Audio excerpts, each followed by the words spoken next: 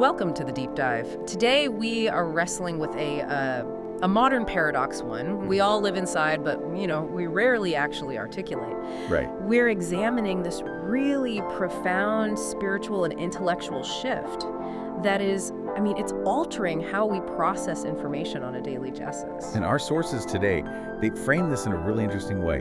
It's not just a media problem, not just about fake news. No, not at all. They call it a genuine tragedy of consciousness. A tragedy of consciousness. And the material you've shared, it really forces us to look beyond the usual suspects, the algorithms, the headlines. It does. It suggests that the very act of reading, especially when you're consuming news or engaging with public discourse, has become fundamentally broken. So the core question we're asking is, what happens to the human soul when it loses faith in the written word, when it stops being a simple, objective tool for explanation? And crucially, why are we using the lens of Fyodor Dostoevsky? That seems pretty heavy, right?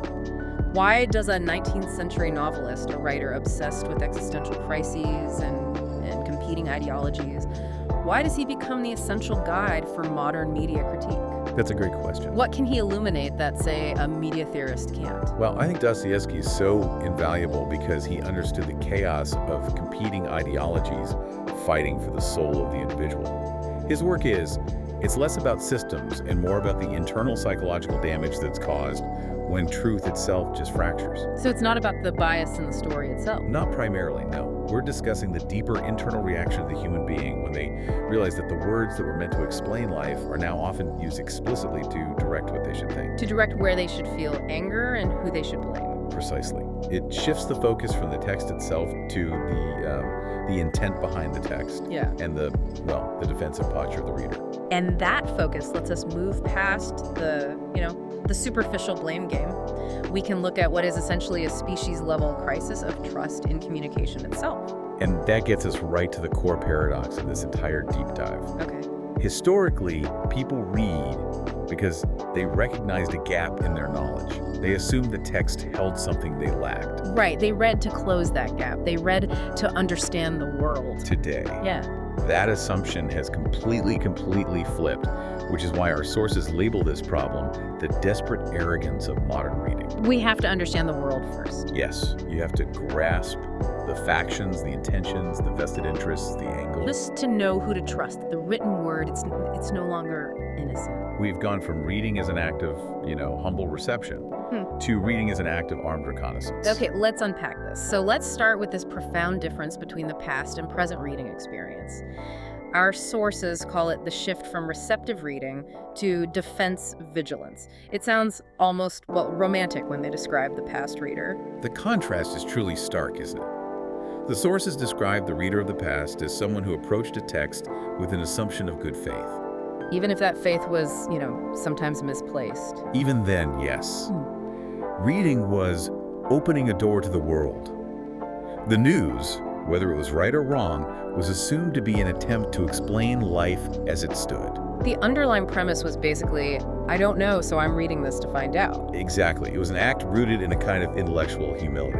But that world it's just gone. We still open the news, of course, but the moment the headline loads, we approach it with this innate suspicion, a vigilance that feels totally necessary for mental survival. The description in our sources is perfect. It is. The modern reader is like a person stepping into a dark room, hand or replaced on the knife. And that knife, it isn't a physical weapon, right? It's a mental one. Oh, absolutely. Yeah. It's the preformed counterargument. It's the instinct to, Google search the author's political leanings before you even read the first paragraph. Or the immediate jump down to the comment section to see what the collective reaction is before you even dare to form your own. Yes, and the sources are very clear on this point. This isn't because the average person today is suddenly intellectually superior to their ancestors. It's because the environment has just become so saturated with competing, often contradictory narratives. Right, so the underlying assumption of innocence has died. We just cannot trust the door that we're opening anymore. The death of that innocence, it's the catalyst for this whole tragedy we're exploring. It really is. The reader knows they're being subjected to this constant barrage of directed information, and the only protection they feel they have is, preemptive distrust. You can't just receive information anymore. No, because you fear the entire landscape has been strategically mined. And this fear creates what the sources call the bidirectional paradox, a genuine tragedy of consciousness. That humble assumption, I read to know, has been completely reversed. So the new assumption that dictates how we read is, I must already understand the underlying truth, the author's agenda, and all the systemic pressures, just to know if I'm being led astray or not. Just think about the massive intellectual tax that places on the reader. It's enormous. You're supposed to be an expert in the subject, a psychoanalyst of the writer, and a political strategist analyzing the market, all before you've even engaged with the actual content. And the implication is incredibly severe. When reading shifts from an act of receptive learning to an act of defense, every single line stops being information. It becomes a potential attack. A potential attack on your existing beliefs, on your self-identity. The text is no longer trying to teach you. It feels like it's trying to catch you. And that is exactly why Dostoevsky's characters feel so current. He wrote about the alienated intellectual who's just swimming in the ideological currents of the 19th century. Nihilism, socialism, orthodoxy. All battling for control of their soul. And his characters, they weren't reading objective news reports. They were reading manifestos, or these highly filtered narratives that were designed to justify a predetermined emotional state. To confirm their fears or to justify their anger? The modern situation is identical. When a polarizing headline appears today, the average reader doesn't genuinely ask, okay, what is factually happening here? No, they ask, whose side is this on? Or how does this narrative benefit the group that I oppose? They aren't seeking a universal truth. They're seeking strategic placement within an ideological conflict. Which transforms the whole act of reading into an interrogation. It's a paradox of judgment. And the profound irony is that the reader is forced to occupy two roles at the same time. Yes, they are the judge, interrogating the source's credibility and intentions. And they are the defendant, desperately defending their own pre-existing beliefs from being shaken or invalidated by whatever they're reading. And the moment you become the judge, you lose the capacity to be the student. You just can't be both. Dostoevsky captured this perfectly in his observations of the secularizing Russian intellectual class. They had lost faith in any external moral guiding authority. The church, the czar, traditional communal life, all of it. But the crucial observation he made was that those same people, they lacked the internal courage and the moral framework to live authentically without an external authority. They still needed a structure, a system to cling to, but they trusted none of the established ones. So what they do? They created a defensive framework, making suspicion itself their new moral compass. And this desperate need for a pre-established interpretive framework, that's the root of what the sources call the desperate arrogance of modern intellect. Because if understanding is a prerequisite for receiving information, then the whole motivation for reading just shifts. It's no longer about enlightenment, it's about protecting the ego. Protecting the existing self-image. The news arena becomes a gathering place for, as the source says, wounded souls who are just seeking validation, not light. People read to confirm their membership in a specific moral tribe, to find an enemy, or just to reinforce a belief they already hold dear. They're reading to feel right, not to learn something new. Which means the ultimate fear reversal is complete. Past generations, the ones who lacked access to information, they feared not knowing the truth. And we, in our age of infinite data, we fear being misled. We fear being manipulated. Or, worst of all, believing the wrong thing and therefore being outcast or judged as foolish. And that fear is what drives the arrogance. Because everyone believes they must understand first, almost no one is willing to admit, even to themselves, that they don't understand at all. It's a societal masquerade. Ignorance isn't just a lack of knowledge anymore, it's treated as a moral failing. And that is the final tragic price of this arrogance. We collectively distrust everyone and every system, which, on the surface, sounds like a highly intelligent, sophisticated position. But we lack the corresponding courage. We lack the courage to just pause, to be silent, and to genuinely learn again from the beginning. True intelligence requires that admission of ignorance, doesn't it? But that humility has been replaced by this desperate defensiveness. The moment we insist on knowing the answer before we've even heard the question, we cease to be students of the world. Okay, so we've identified this defensive reader. Now let's dig a bit deeper into the engine that's driving this behavior. Because it's easy to look at a cynical reader and just conclude, oh, they're simply highly informed, or maybe smarter than average. Right. But our sources, through this Dostoevsky lens, they suggest something much more profound is at play here. And that is that this suspicion is born from trauma, not from intelligence. That's a critical distinction. It is. Dostoevsky wouldn't condemn the reader for their suspicion. He would trace its origins back to damage. It's not a calculated intellectual stance derived from rigorous logic. It's an emotional reaction. An emotional, almost neurological reaction born from accumulated experiences of being betrayed by the written word. So it's the trauma of realizing that the same words that promised enlightenment also delivered deception. It's the constant experience of trusting a source only to find out it misrepresented the facts. Or, and this is perhaps more painful, What's that? realizing that the truth can be told in so many carefully filtered ways that the initial facts become unrecognizable, even to the people who first presented them. And this damage, it creates a state of permanent tension in the reader. We don't read with relaxed, curious eyes anymore. No, we read with a hyper-vigilant, defensive nervous system. Every single word is processed, not as an objective descriptor, But as a potentially hidden intention. Every headline is a calculated manipulation just waiting to be exposed. So what are the modern symptoms of this? Yeah. This pathological skepticism? It's really that it transforms reading from an act of cognition, of seeking knowledge, into a relentless hunt for a threat. The symptoms are everywhere, aren't they? It's the immediate leap to the comments section to see if a piece has already been debunked, which is basically outsourcing our own critical faculties. It is, or it's the inability to accept a correction from a respected peer if that correction forces a fundamental shift in your worldview. Right. Pathological skepticism means that we are constantly searching for the lie, and in doing so, we become psychologically incapable of recognizing the truth when it appears.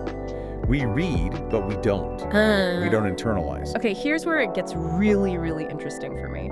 If this suspicion is born from trauma, then the compulsion to understand before reading isn't evidence that the reader actually possesses a superior understanding. Yeah. It is perhaps just evidence of a deep psychological fear of feeling naive. Precisely.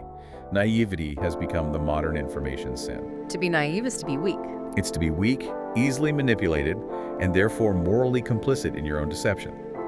The defensive reader is protecting their ego at all costs from the label of fool. Dostoevsky explored this impulse in characters who preferred the certainty of sustained bitterness and resentment rather than risking the vulnerability that comes with intellectual openness. They'd rather be cynical and wrong than open and potentially naive. I have to challenge this a little bit, though. Isn't this asking the reader to be willfully vulnerable to manipulation? If the systems are designed to deceive us, why is sustained skepticism a pathology rather than just necessary self-preservation? And that's the crux of the moral dilemma, isn't it? Skepticism, when you use it as a tool, a measured analysis of a specific claim, it prevents deception. It's healthy. But when it becomes a permanent state, When it becomes a permanent state, pathological skepticism, it erodes the soul's ability to believe anything with any depth. Prolonged bitterness doesn't strengthen the soul, it just isolates it. so you might avoid being tricked by the worst propaganda. But you also become immune to any truth that requires intellectual or spiritual vulnerability.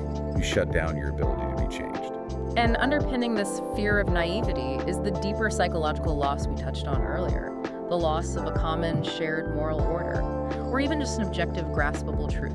Generations past could hold on to the belief that even if their current information was flawed, an objective truth existed somewhere out there. And through effort, honest journalism, and time, they could eventually access it. Today, the widespread belief is that absolute truth doesn't exist as some fixed destination. Only versions of truth exist, and those versions serve different, often hostile political and economic interests. Therefore, the entire goal of reading has to radically shift.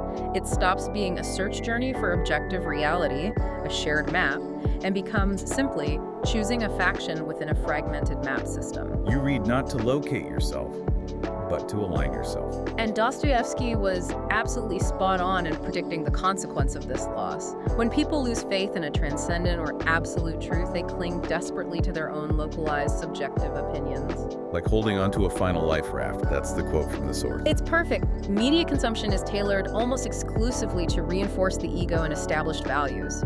We become masters at actively ignoring or immediately doubting anything that causes us intellectual or emotional insecurity. You see this constantly online. People share articles not because they learned a new fact, but because the article perfectly validates their existing moral position on a complex issue. The text is just used as armor for their ego. And this creates a self-sealing psychological loop. The requirement to understand before reading really just means I must have a pre-existing interpretive frame that cannot be shaken, because that frame is now my life raft. But if that frame is flawed, where does the correction come from? They can't trust the external system to correct them. And their pathological skepticism prevents any kind of internal correction. They're trapped. And that leads to the final and maybe the most insidious psychological route, escaping cognitive responsibility. Yes.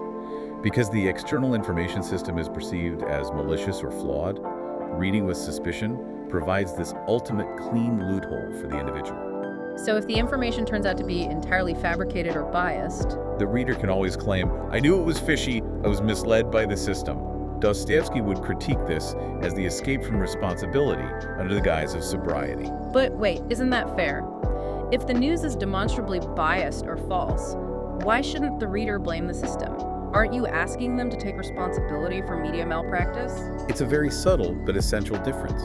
Blaming the system for creating falsehoods is accurate, of course, but escaping responsibility for how one chooses to understand those falsehoods, that is the individual's failure. Oh, I see. When every mistake can be blamed on an external, manipulative system, the individual loses the capacity to take responsibility for how they filter, process, and integrate information. They just assume a passive role where errors are unavoidable rather than mistakes to be corrected. And that ultimately is a greater tragedy than just being tricked, because a person who is deceived can still learn from that deception. They realize their critical faculties were momentarily lowered, and they adjust for next time. But a person who has adopted permanent suspicion and refuses to take responsibility for the very act of understanding, that person will not learn anything anymore. They have effectively immunized themselves against learning by adopting suspicion as their sole virtue. They've replaced honest inquiry with an aggressive, defensive posture. Okay, so we have the defensive, pathologically skeptical raider on one side of this. Now we have to turn to the other half of the equation, the complex and often desperate mechanisms of modern media that respond to and simultaneously feed this defensive psyche. Right. And our sources argue that modern media isn't necessarily driven by some inherent evil, but by a survival mechanism that's rooted in fear. That's the Dostoevsky-esque complexity of it. He rarely created cartoon villains. He created deeply flawed people who are operating under immense pressure. Modern media, in this view, is driven by a survival mechanism rooted in the fear of irrelevance. It manipulates not out of pure malice, but because in this attention economy, It cannot exist otherwise. Yeah. It has to. the old mandate, the reason media existed, was based on the belief that readers needed to be informed and that that information would be valued. The new mandate is that readers will only pay attention when they are intensely stimulated, emotionally, politically, or morally. And here we hit the central dynamic of distortion, attention scarcity. In this environment, truth is no longer measured by its accuracy or its comprehensive context. It's measured exclusively by its capacity to hold your eye against an infinite number of distractions. So truth is actively competed into distortion. It is. The media outlet, whether it's large or small, faces this constant stark choice, attract or disappear. And in that hyper-competitive, high-speed environment, truth often becomes just an acceptable excuse to generate a high-impact emotion. The goal is engagement, not illumination. And this explains why the structure of information delivery has changed so dramatically, starting with the headline itself. Headlines are no longer designed to summarize the content. Not at all. They're designed to activate, they're meant to trigger a reflex. Anger, moral outrage, fear, or, and this is the most potent one, What's that? the feeling that you are standing on the righteous side of an immediate existential conflict. They bypass the intellect and go straight for the gut. If you see a headline that makes you immediately feel a jolt of moral superiority or sharp anger, you are just compelled to click, read, and share. Dostoevsky keenly observed that human beings don't live by pure, clean reason. They live by this complex web of internal contradictions and emotional reflexes. And modern media understands this intuitively. They don't need you to fully understand the intricate details of a policy. They just need you to feel strongly enough about the implication to react. When emotion precedes understanding, the act of reading becomes a reflexive impulse, completely detached from contemplation and deep thought. And the mechanism used to ensure this quick reflexive response is, as the sources say, intentional fragmentation and context deficit. It's a structural choice. News is very rarely presented as a panoramic view, that would allow the reader to synthesize complex forces. No, it's intentionally cut into small, digestible, and emotionally potent fragments. And these fragments are just enough to cause that desired reaction. The click, the share, the outrage, but often not enough to allow full understanding of the entire issue, its history, or its nuances. This mirrors Dostoevsky's critique of the intellectual class of his time, which he often criticized for living by these scattered, isolated, abstract ideas they got from pamphlets and manifestos. He argued it prevented them from ever achieving true, grounded clarity about the world. And the modern reader is trapped in the exact same way. The paradox is that the reader feels they must understand first, precisely because the media has failed to provide a full, structured path to understanding. It only provides pieces that are designed to validate a pre-existing emotional orientation. And this structural fragmentation, it forces every single article and soundbite to operate on a hidden assumption. Which is that the reader already possesses the necessary context, the required emotional standpoint, and the established political stance. If you don't bring those assumptions to the text, the media implicitly accepts that you will misunderstand the issue, but they prioritize the guaranteed engagement from the people who do bring the right emotional assumptions. the next crucial mechanism is the aggressive moralization and validation of the reader. Media doesn't just report events, it dictates moral roles. The hero, the villain, the silent accomplice, the enlightened victim. All through careful framing. And we know Dostoevsky was deeply wary of moralization, especially when it was used to justify ideological positions.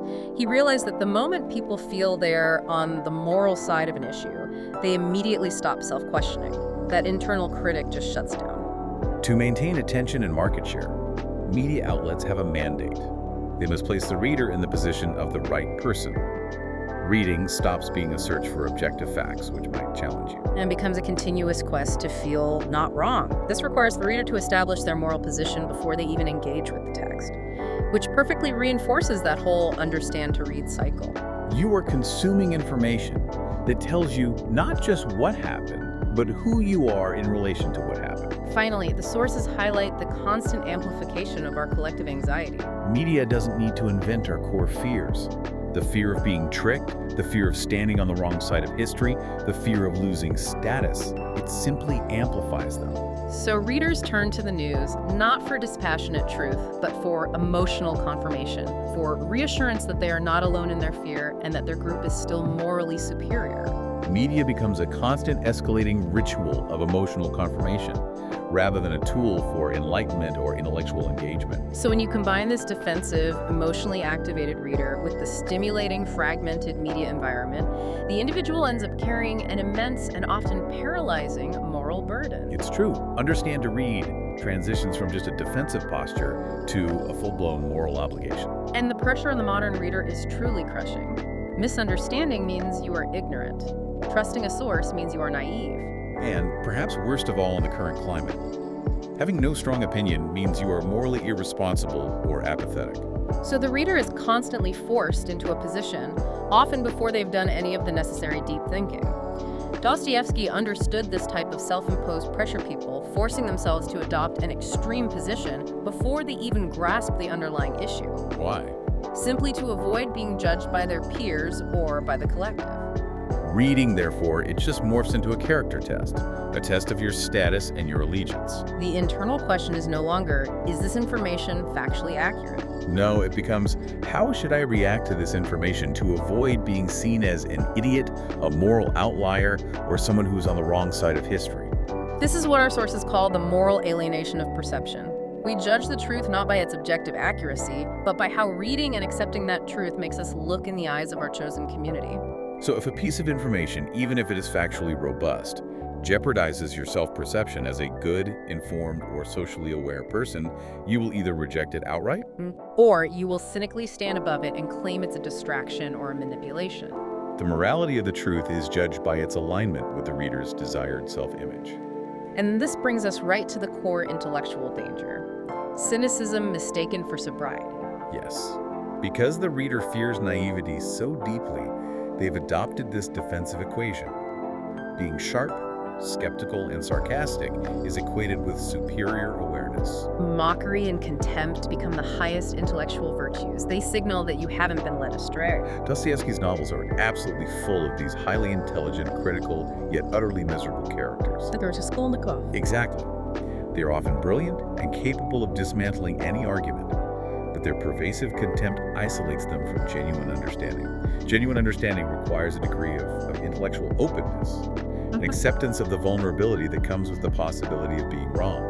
But the defensive reader avoids this vulnerability at all costs. Yeah. They avoid the chance of being unsettled or challenged by preemptively standing above the text. They read to dismantle the source, not to integrate new knowledge. They are reading to win an argument they haven't even started yet. Then this endless cycle of defense, judgment, and mockery, it exacts a profound toll. Moral fatigue. It does.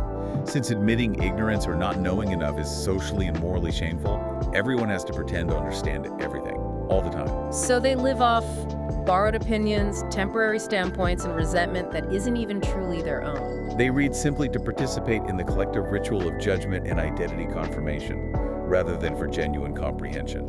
And that continuous requirement to take a strong side, to activate that outrage reflex, and to constantly prove one's moral allegiance, it leads to profound psychological and moral fatigue. Yet, withdrawing from the arena is seen as a sign of apathy or weakness. This perpetual emotional exploitation just kills the capacity for deep thought and nuanced understanding. That's a tough price. If we're constantly forced to pretend we understand and perform outrage, doesn't that make the reader genuinely miserable and exhausted? How does Dostoevsky frame that specific exhaustion? He would frame it as the exhaustion of the inauthentic self. When your internal life is dictated by external pressures, the fear of being judged, the need to confirm your belonging, you are using immense energy just to maintain a pretense. And the result is a society that knows far more surface-level news, more headlines, more breaking alerts, more context-free facts. But grasps significantly less structure, less historical context, less fundamental composition of the underlying issues. They remember the outrage but miss the mechanism. Which brings us to the ultimate tragedy Dostoevsky identifies, a fate worse than mere deception. Which is? The biggest disaster is not being tricked, but losing the ability to be honestly convinced. That inability to be persuaded stems directly from that pathologically skeptical core. If every input is viewed first as a potential threat, then the entire intellectual system shuts down to persuasion.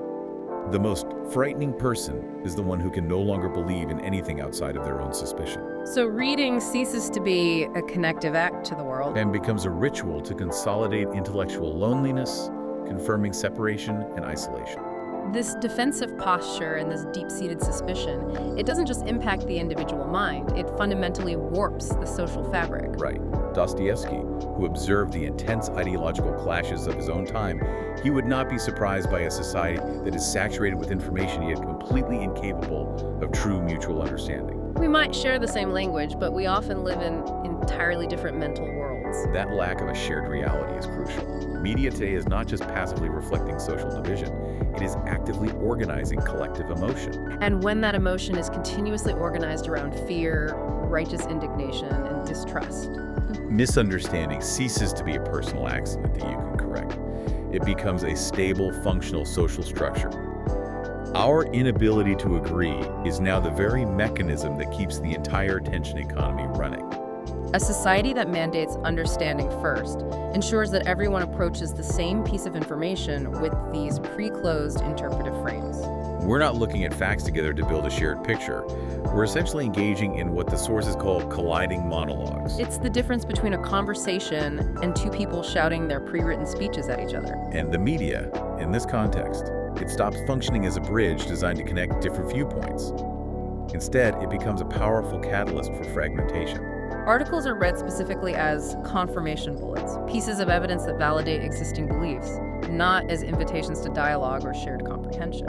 And this inevitably leads to the politicization of the soul and what we can call identity reading. Readers select information and choose how to interpret it. specifically aligned with their social identity, their faction, their class, their moral tribe. Every single thought, every piece of data is immediately pulled onto a social axis of right versus wrong. Understanding, therefore, ceases to be an open, shared intellectual journey. It immediately becomes a badge of social identity and belonging. People stop asking, what is the complex truth behind this issue? And they immediately jump to the question, where do you belong in relation to this issue? If you support or oppose a narrative, it's assumed you support or oppose the entire social identity that's associated with it. This is a devastating point. When understanding is tied directly to identity, the consequences of being wrong become, well, existential. Misunderstanding no longer requires simple correction. It needs defense. Because if a challenge to your opinion is perceived as a challenge to your moral character, your intelligence, or your social belonging, the debate instantly transforms. Arguments become moral conflicts that deny the opponent's character, not just their argument. The defensive reader fights to protect their identity, not the accuracy of the facts. And the media structure actively supports this conflict by relentlessly exploiting the human tendency to believe anything that makes them feel like a righteous victim. People are drawn almost gravitationally to narratives that confirm they're being unfairly targeted or that their group is constantly under attack by forces they cannot control. And this validation of victimhood is immensely powerful because it provides a moral license for anger and distrust, and it allows them to externalize blame. This exploitation creates a new social reflex, reading primarily to detect offense, not to understand context. The search is for the emotional trigger that validates the defensive posture. And the underlying source highlights the crisis of complexity. Society just lacks the collective patience or the capacity to tolerate complexity. We demand simple, clean, immediate explanations for issues that are inherently messy. And the media caters to this demand for simplicity, offering clear-cut heroes and villains, even at the cost of profound and persistent misunderstanding. They reduce systemic problems to individual moral failures, which is easier to comprehend and much easier to assign blame for. Dostoevsky's bitter conclusion for this section is perhaps the toughest insight of all. He would argue that we do not live in an era lacking truth. The facts are often available somewhere. We live in an era where the truth is no longer strong enough to compel people to change themselves. The information is present, but the internal will to be changed by that information, to move beyond one's defensive identity, is absent. So we have to adjust the difficult moral accounting that this system requires. This destructive dynamic, the defensive reader and the fragmenting media, it works because both sides are complicit. Yes, Dostoevsky would suspect both the writer and the reader, seeing them as mutually caught in a survival mechanism that prioritizes economics or ego over complete vulnerable truth. And the sources make it clear. Moral standing here is determined by internal honesty, not by your official position. We can't just paint the media as the villain and the reader as the innocent victim. No, both parties make choices that perpetuate the tragedy. So we have to ask the difficult, uncomfortable question of the writer. Is the primary goal to convey an accurate and nuanced truth? Or is the goal to ensure the publication's platform doesn't disappear in the competitive scrum? And the writer operates under crushing economic pressure. They have to be fast, their piece has to be strong, and it must be emotionally resonant to justify its existence. So morality, for the working writer or editor, it becomes a series of small, easily justifiable concessions. Right. They cut context for brevity, they ramp up emotional language for clicks, and they choose controversial angles just to survive another day. This is a perfect parallel to Dostoevsky's observation that people don't sell their soul in one dramatic, high-stakes moment of moral failure. No, they trade it bit by bit through 1,000 small, rationalized compromises. The writer convinces themselves they must simplify and distort to be heard, thus justifying the distortion as a necessary means to a supposedly higher end. But the moral spotlight has to swing back to the reader, as Dostoevsky would insist.